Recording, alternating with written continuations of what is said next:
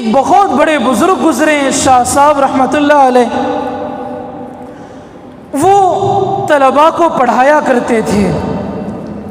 ان کے پاس ایک ایسا نوجوان بچہ آتا تھا جو بڑا خوبصورت، نیکی، تقوی، ان کی اپنی زندگی کا ایک خاص زندگی کا جز بن گیا تھا۔ وہ جس راستے سے گزرتے تھے اس راستے میں ایک ایسی عورت رہتی تھی جس کی نیت اچھی نہیں تھی، جس کی نیت اچھی نہیں تھی۔ وہ نوجوان اللہ والا، متقی، نیک، پرہیزگار لڑکا اس محلے سے گزرتا تو اس عورت کے دل میں خرابی آتی تھی جب وہ عورت اس نوجوان لڑکے کو دیکھتی تھی۔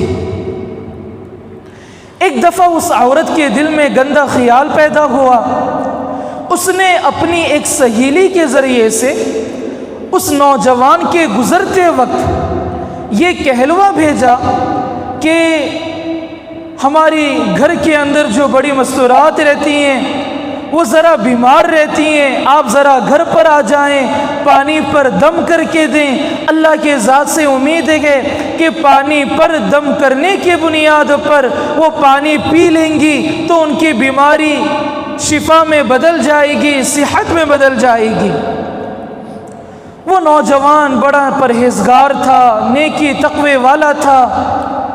اس نے سوچا اگر میری دعا کی برکت سے کسی کا بھلا ہوتا ہے تو کسی کے گھر میں جانے سے کیا نقصان۔ اللہ اکبر، وہ نوجوان لڑکا اس گھر میں چلا گیا۔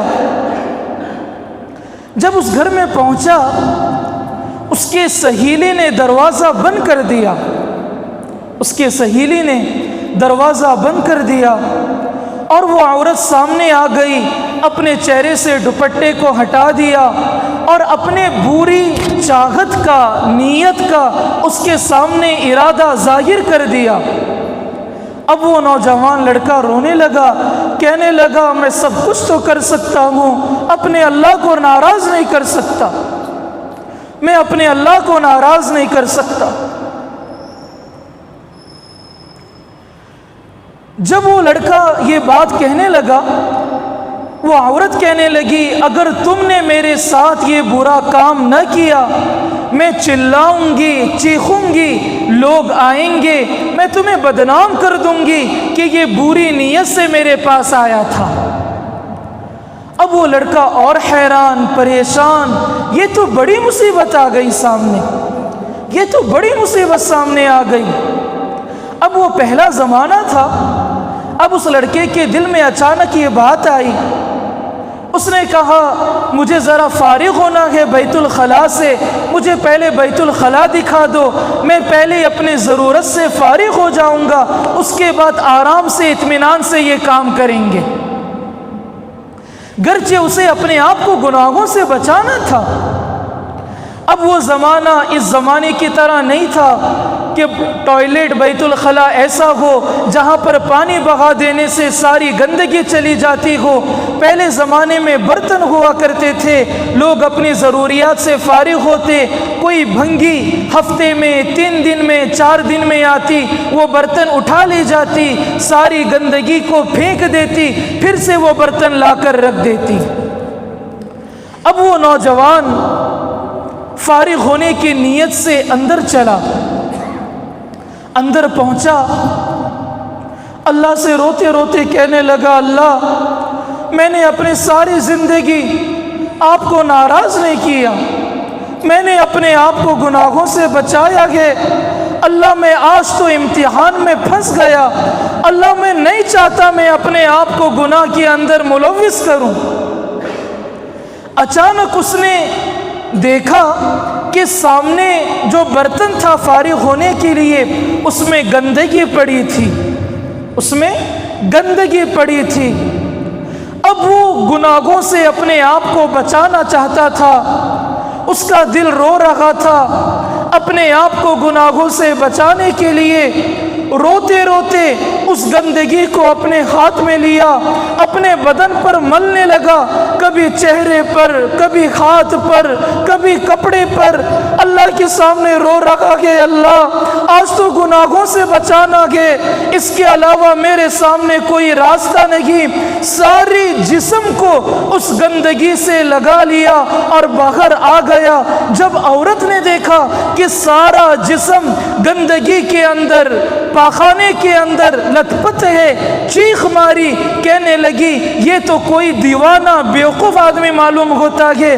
دروازہ کھول دیا گیا، وہ لڑکا وہاں سے روتے ہوئے ندی کے پاس گیا، اپنے سارے کپڑے کو پانی سے دھو ڈالا، اپنے سارے جسم کو دھویا اور جلدی جلدی اپنے کلاس میں پہنچا اور درسگاہ میں جا کر بیٹھ گیا۔ اب استاذ پڑھا رہے تھے، جیسے ہی وہ بچہ وہاں پر آ کر پہنچا، عجیب خوشبو پھیل گئی۔ استاذ حیران، کہنے لگی کون ہے ایسا بندہ جس نے اتنی اچھی خوشبو لگائی، جس نے اتنی اچھی خوشبو لگائی؟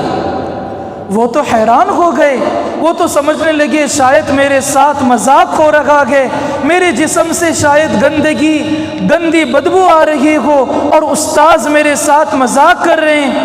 استاذ بار بار پوچھتے رہے بتاؤ کس نے اتنی اچھی خوشبو لگائی، کس نے اتنی اچھی خوشبو لگائی؟ وہ لڑکا رونے لگ گیا۔ استاذ اور پریشان، یہ کیوں رو رہا ہے؟ استاذ نے پوچھا پیارے کیا بات ہے، کیوں روتے ہو؟ وہ کہنے لگا حضرت میں آپ کو اکیلے میں بتاؤں گا۔ استاذ اسے اکیلے میں لے کر گئے، اس نے روتا روتا اپنے سارے واقعے کو سنایا۔ میرے دوستو یقین مانیے انہوں نے اپنے جسم پر جگہ جگہ پیخانہ گندگی لگائی تھی، موت تک ان کے جسم سے مشک کی خوشبو آتی تھی۔ اسی پر بس نہیں، جب ان کا انتقال ہو گیا، ان کو دفنایا گیا، کہتے ہیں آج تک ان کی قبر سے مشک کی خوشبو آتی ہے۔ اور ان کا اصلی نام کیا تھا دنیا نہیں جانتی، آج بھی ان کا نام کتابوں میں لوگوں کے، علماء کے زبان پر خواجہ مشکی رحمت اللہ علیہ کے نام سے یاد کیا جاتا ہے۔